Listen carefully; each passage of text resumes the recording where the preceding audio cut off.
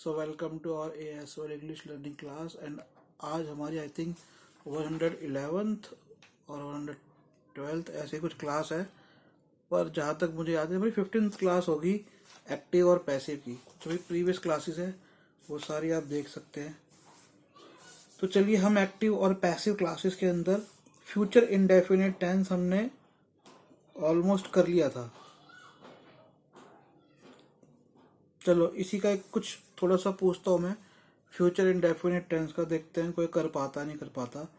Future indefinite tense में शैल या will लगता है, थर्ड फॉर्म ऑफ वर्ब लगती है। और पैसिव के अंदर शैल या विल लगता है और बी लगता है या नॉट बी लगता है। ठीक है, अब एक है what shall you eat tomorrow. कल तुम क्या खाओगे, बताओ इसको कैसे करोगे। What shall you eat tomorrow, sorry what will you, not what shall, what will you eat tomorrow. बताओ कैसे बोलोगे इसको। What will you eat tomorrow. Any answer.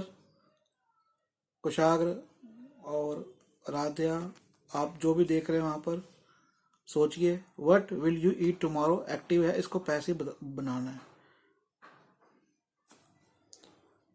तो जो फंडेस मैंने पहले की क्लासेस में बताए हैं आपको, उन फंडों के साथ ही आप इनको करेंगे। व्हाट विल ही रहेगा, मतलब अब what will in the sense what will रहेगा, विल के बाद आना क्या उस हिसाब से। अगर विल के बाद आई या वी आना है तब तो शैल हो जाएगा, लेकिन अगर कोई और चीज आएगी तो विल रहेगा। तो what will you eat tomorrow, तो व्हाट विल, अब इसके आगे पूरी कहानी है। मैंने कहा था what will you eat tomorrow आने वाले कल में। अब व्हाट विल यू ईट, जो तुम खाओगे वो पहले ऑब्जेक्ट बना दो। व्हाट विल मतलब क्या, अब ये तो ऑब्जेक्ट का एक सेंस निकल के आ गया ना। तो व्हाट विल बी ईटन किसके द्वारा खाया जाएगा, बाय यू। कब खाया जाएगा, tomorrow. What will be eaten by you tomorrow. कल तुम क्या नहीं खाओगे। अब यहां पर आ गया क्वेश्चन वाला भी आ गया, क्वेश्चन वर्ड भी आ गया और नॉट भी आ गया, नेगेटिव भी हो गया। तो कैसे करोगे इसको, कौन बताएगा। कल तुम क्या नहीं खाओगे।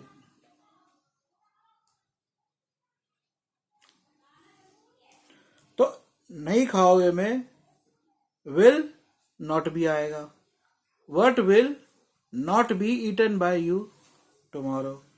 What will not be eaten by you tomorrow. अब एक और बताओ, देखते हैं कौन बताता है। Why will he not play cricket, वह क्रिकेट क्यों नहीं खेलेगा। Why will he not play cricket, कौन बताएगा इसको। सोचिए, टाइम देता हूं 30 सेकंड का। तो why will he not play cricket. अब why will he not play cricket, अब क्रिकेट पहले आ जाएगा। Why will cricket not be played by him. Why will cricket not be played by him. ऐसे इसको हम चेंज कर देंगे। तो ये इतना मुश्किल नहीं है। इसको जब मैं पूछता हूं या जब भी आप सोचते हैं कोई क्वेश्चन पे, तो it's not very difficult to answer this, to change from active to passive. You have to stick to the basic funda. तो आप लोग अपने एग्जाम्स के अंदर आराम से इसे कर सकते हैं, अपनी लैंग्वेज में आराम से इसे उतार सकते हैं। और वो बेसिक फंडा क्या है, अब जैसे ये क्वेश्चन वाला था, इसमें क्वेश्चन वर्ड आया था। क्वेश्चन वर्ड, हेल्पिंग वर्ब और ऑब्जेक्ट का बोध पहले होगा और सब्जेक्ट ऑब्जेक्ट बन जाएगा एक तरह से, बाय करके, बाय उसके द्वारा। और थर्ड फॉर्म ऑफ वर्ब, कोई भी कॉन्टिन्यूस हो उसमें बीइंग लग जाता है पैसिव में। कोई भी परफेक्ट टेंस हो उसमें बीन लगता है, और कोई भी इंडेफिनिट टेंस हो उसमें बी लगता है। ऐसे ही not being, not been, not be. अब हम करते हैं फ्यूचर परफेक्ट टेंस। तो देखो मैं फ्यूचर परफेक्ट टेंस में आ रहा हूं। अभी जो मैंने आपको बताया था सेम परफेक्ट, इससे पहले हमने पास्ट परफेक्ट किया था, उसमें भी और इसमें भी बीन लगेगा। और third form of verb, third form of verb तो पैसिव में हर जगह लगेगी लगेगी। और प्लीज जो लोग कभी वो वर्ब्स की लंबी सी लिस्ट देख के घबरा जाते हैं, अरे इतने सारे वर्ब्स हैं, मैंने इतने सारे वर्ब्स के वीडियो बनाए हैं। आप वर्ब्स में जाओगे तो, और आपको जिन्होंने अटेंड करी क्लास उनको याद होगा, तो इतने सारे वर्ब्स के बना के वीडियो रखे हैं। और इन वीडियो क्लासेस की या लाइव क्लासेस की इम्पोर्टेंस ही यही है कि हम लोग देख कर चीज़ें समझ ले। लाइव नहीं आ पा रहे, बाद में जाके वीडियो को देख के समझ ले। और हम टाइम को ना, एजुकेशन चाहे आप कुछ भी कर जाओ, आपको you have to invest your time, you have to spend the time. Time की इन्वेस्ट और स्पेंड करना पड़ेगा। मैं इन्वेस्ट, हम बोलते हैं कि टाइम की इन्वेस्टमेंट की बहुत इंपॉर्टेंट होती है। मैं कहूँगा टाइम में हार्वेस्टिंग करनी पड़ेगी। आपको समय के अंदर खेती करनी पड़ेगी नॉलेज की। So you have to harvest new knowledge in the time. अगर टाइम में कुछ काम ना करो तो टाइम बहुत जल्दी बीतता है, और दिन, महीने, सालों साल बीत जाते हैं। लेकिन अगर करने बैठो उस समय में काम, तो देखो काम कितना पड़ा हुआ है। हाँ, और दूसरा ये कि आपको मिलेगा कितना। So it's very difficult. You need to be disciplined to harvest in time. But you will also find, आपको तब जब आप समय अपना दोगे, आपको ये भी लगेगा कि समय जैसे बढ़ता है। जब आप फॉर एग्जाम्पल आप एक बुक लेके पढ़ने बैठे, 1 घंटा आप ऐसे कहीं इधर उधर देखोगे तो, बट जब कोई एक्टिविटी तो टाइम अपने आप में फैलता है। लगता है कि अरे अभी तो देखो, अभी हम पढ़ने बैठे थे, अरे अभी तो टाइम ही कुछ खत्म नहीं हुआ। ऐसा भी एक फीलिंग आती है। इसलिए मैंने उसे कहा हार्वेस्टिंग इन टाइम। टाइम में हार्वेस्ट करना, टाइम की खेती। मैं उसे नॉलेज की खेती से टाइम की खेती बोलूँगा। टाइम की भी आप खेती कर सकते हो। खेती मतलब फसलें से बढ़ जाती है, ऐसे टाइम भी बढ़ सकता है, पर वो तब बढ़ेगा आपका टाइम जब करने बैठोगे। और करने नहीं बैठोगे तो टाइम को आप कट कर दोगे, you will kill the time. उसे टाइम का अंत कहते हैं कि आपने तो बस समय काट लिया। समय काट लिया का मतलब समय को खत्म कर दिया। तो इसलिए हमारे वीडियोस, जिनको अभी भी वर्ब्स में प्रॉब्लम है, वो लंबी लिस्ट वर्ब्स की देख सकते हैं पुराने वाले वीडियोस में जाके।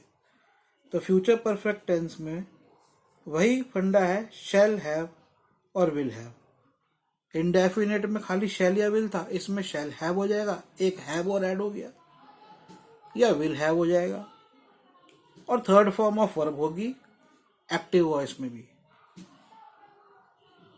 लेकिन जब हम इसका पैसिव वॉइस बनाएंगे तो सब्जेक्ट के बाद शैल हैव के साथ बीन भी लग जाएगा। शैल हैव बीन और थर्ड फॉर्म ऑफ वर्ब, या will have been third form of verb. और बाकी फंडा वैसे ही रहेगा, सब्जेक्ट को ऑब्जेक्ट बना देंगे। सेंटेंसेस देखते हैं। He will have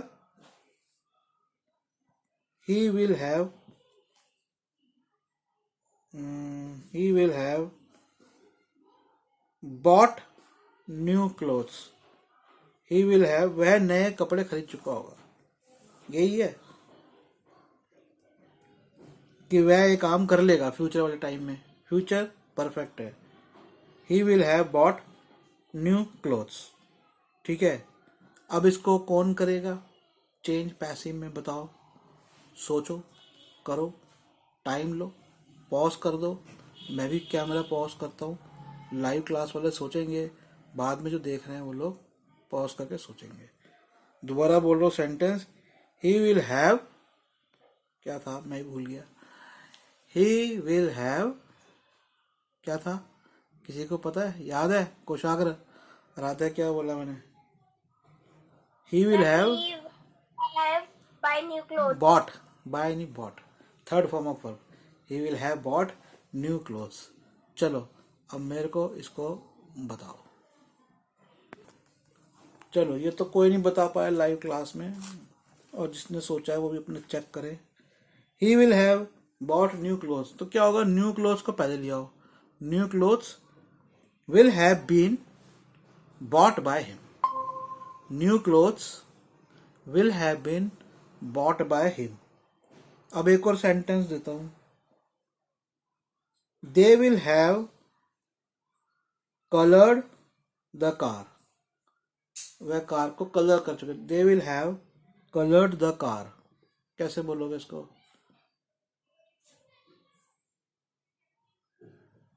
बोलो। तो ये हो जाएगा, the car will have been coloured by them, they का देम हो जाएगा, the car will have been coloured by them. I shall have finished the book, I shall have finished the book, मैं book खत्म कर चुका हूँ। कौन बताएगा इसको? सोचिए, I shall have finished the book, बताओ। तो सबसे आसान होता है भागना या किसी काम से पीछे हटना, और सबसे अच्छा होता है कि उसको लड़ना। इसका मतलब, लड़ना मतलब फाइटिंग नहीं, लड़ने का मतलब कि उस काम को अंजाम देना, कि आपने मेहनत करके उस काम को अंजाम दिया। और ये बात ध्यान रखना, मैं ऐतिहासिक रूप से बोल रहा हूँ, I am telling you from the passages of history, I am reading history a lot, कि जब भी किसी ने कुछ तैयारी करके किसी काम को अंजाम दिया है, कोई काम किया है, उसे लगा है कि भैया मेरे में कमी रह गई है या मैंने ठीक से नहीं किया, लेकिन वो जो काम होता है वो एक शेप जो ले लेता है, उसका असर होता है और उसका उसे परिणाम भी मिलता है, फल भी मिलता है। तो इसलिए जब मैं पूछता हूँ तो उसको सोचो, उसको बताओ, उसको लिखने की कोशिश करो अपने मन में, भागो मत। तो मैंने आपसे बोला, क्या बोला, I shall have finished the book, बड़ा इतना इजी सेंटेंस बोला है। बताओ आराध्या, आप बताओ, कोशिश करो आप लोग भी सोचो, इतना मुश्किल नहीं है ये। I shall have finished the book मुश्किल लग रहा है सबको, जो देख रहे हैं लाइव उनको भी, और जो देख रहे हैं वीडियो में उनको भी। देखो बुक को पहले ले आओ, मैंने क्या बोला, I shall have finished the book, मैं बुक को खत्म कर दूंगा, the book.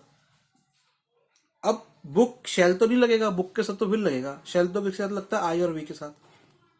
Book will have been लगेगा, finished by me, simple, book will have been finished by me. अब देखो,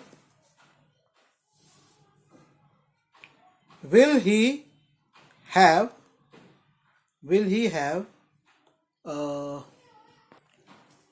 have plucked the flower, क्या वो flowers will he have plucked the flowers, क्या वह फ्लावर्स को तोड़ चुका होगा? बताओ क्या होगा, will he have plucked the flowers? कुछ आ रहा है? आराध्या, जो आ रहा है वीडियो पे उसी से क्वेश्चन पूछूंगा, जो बच्चा वीडियो पे नहीं आएगा लाइव में उससे क्वेश्चन नहीं पूछूंगा। बताओ, will he have plug the flowers? चलो ये बच्चे नहीं बोल पा रहे, मैं ही बता देता हूँ। तो मैंने क्वेश्चन क्या किया था कि विल ही हैव, क्या था question, will he have, question याद है किसी को? Will he have plucked the flowers? Will he have plucked the flowers? Plucked. Will he have plucked the flowers? तो PLUCKED जो प्लग्ड होता है उसका मीनिंग होता है तोड़ना। अब will he have plug, plug जो है ना, प्लग रूट वर्ड है प्लग्ड का, ठीक है, वो तो वर्ब रहेगा। लेकिन ऑब्जेक्ट क्या था, फ्लावर्स, फ्लावर्स को पहले ले आएंगे। अब पहले तो लाएंगे, लेकिन ये जो क्वेश्चन था ये किस हेल्पिंग वर्ब से शुरू हुआ था, विल से। तो विल ही हैव, ठीक है, ऐसे शुरू होता। तो will the flowers, will the flowers, will the flowers have been,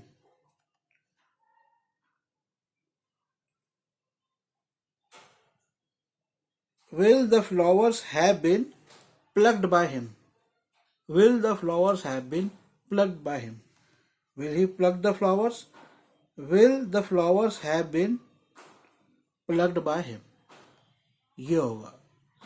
अब एक देखो, who will have cheated you, तो अब इसमें who भी आ गया और will भी आ गया, तो ये क्या हो जाएगा, who will have cheated you, तुम्हें किसने चीट किया। तो कैसे होगा, who will तो ऐसे होगा, who का क्या हो जाएगा, by whom हो जाएगा, by whom you will have been cheated, by whom you will have been cheated। चलो तो 3 वर्ड आपको बताता हूँ जो मैंने सोचे थे आज आप लोगों को बताने के लिए, और उनमें से एक वर्ड तो क्योंकि मैं न्यूज़पेपर पढ़ता हूँ तो न्यूज़पेपर में आया था, आज की एक न्यूज़ जो थी वो आई थी। और ओके, तो न्यूज़ थी, after Bengal Kerala Tamil Nadu tableau rejected,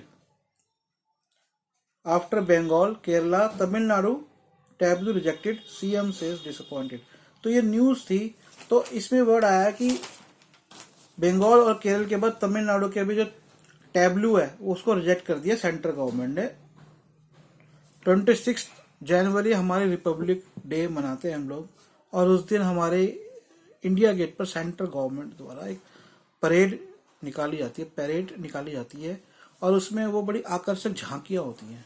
तो आप लोगों ने देखा होगा झांकियां जो होती है, वो जो झांकी जो वर्ड है वो मैं आपको बताना चाह रहा था कि ये आज जो डेट है 18 जनवरी 2022, तो जो सेंट्रल गवर्नमेंट है बीजेपी लेड, उसने ऑब्जेक्शंस उठाए और जो तमिलनाडु बंगाल और केरला इन गवर्नमेंट्स की जो वो झांकियां हैं वो पास नहीं करी, तो वो शायद हमें इस साल देखने को नहीं मिलेंगी। ये न्यूज़ थी। तो ये टैब्लू जो है वर्ड है, जो स्पेलिंग देख लो, और इसका जो सिंगुलर वर्ड है, नाउन है, और टैब्लू TABLE जो टेबल की स्पेलिंग होती है, उसके बाद ए और यू और लग जाता है, जैसे ऑव, ए और यू की जो साउंड होती है वो होती है ऑव, टैब्लो, ठीक है। और अगर इसका प्लूरल करना है तो ये बेसिकली एक फ्रेंच वर्ड है जो इंग्लिश में आया हुआ है, इसका प्लूरल करना है तो टैब्लूज होगा, TABLEAU, एक्स लगा दो या एस लगा दो, एक्स भी लगाओगे तो ज की साउंड आएगी, एस भी लगाओगे तो ज की, तो इसका प्लूरल होता है टैब्लूज। तो ये इम्पोर्टेंट था जो मैं, और इसके अलावा जब मैं अपनी एक हिस्ट्री की जो बुक पढ़ रहा हूँ आजकल, तो उसके अंदर मैंने 3 वर्ड आप लोगों के लिए 2-3 वर्ड सोचे थे कि आप लोगों को बताऊंगा। सबसे पहले एक वर्ड है डेलीवरेंस, वर्ड है DELIVERANCE, डेलीवरेंस। तो जैसे हम कहते हैं ना हिंदी में कि अरे इसको तो उससे मुक्ति मिल गई, तो वो होता है डेलीवरेंस, DELIVERANCE। इसे इंग्लिश में कहेंगे बीइंग फ्रीड और रेस्क्यूड फ्रॉम समथिंग, किसी चीज से मुक्त होना, फ्री होना या छुटकारा पाना, कहते हैं ना डेलीवरेंस, छुटकारा मिल गया, मुक्ति मिल गई, ये होता है डेलीवरेंस। एक वर्ड है माल कंटेंट, इंपॉर्टेंट वर्ड है, इंटरेस्टिंग वर्ड है, माल कंटेंट। माल कंटेंट क्या होता है कि a person who is not satisfied with the situation and complains और कॉजेज ट्रबल, कि एक आदमी है एक सिचुएशन से वो सेटिस्फाइड नहीं हो रहा, हमेशा उसकी कंप्लेन करता रहेगा, डिससेटिस, कहते हैं ना भाई यार इस इंसान को तो बस, कैसा एक इंसान होता है कि वो सिचुएशन भैया उसको कुछ मिल भी रहा है नहीं भी मिल रहा, कंप्लेंट ही करनी है जिसको, तो ये आपका होगा, ये भी नाउन होता है। ये इंटरेस्टिंग है समझना कि क्या ये वर्ब है नाउन है, ये नाउन है, एक व्यक्ति विशेष ऐसा होता है तो उसे कहेंगे माल कंटेंट। ठीक है, एक और वर्ड था जो मैं आपको बताना चाहता, इंटरेस्टिंग वर्ड था, इम्पेल। वर्ड है इम्पेल, ये वर्ब है। अब मेरे को एक बार इसका चेक करना, इम्पाल होगा या इम्पेल होगा। It's impale to make a hole through something with a sharp pointed object. कभी आप फिल्में देखते हो किसी ने ठ्यूं करके गोली मारी और कहीं पे उसके यहाँ छाती में लगी और यहाँ से पीछे से निकल गई और एक होल हो गया। या आपने फिल्मों में देखा कि कहीं पे दरवाजे पे किसी ने गोली मारी और वो गोली चीरती हुई लक्कड़ के दरवाजे पे गई और वहां पे होल हो गया, उसे कहते हैं इम्पेल। इसकी प्रोनाउंसिएशन इम्पेल इम्पेल ही होगी, इम्पेल।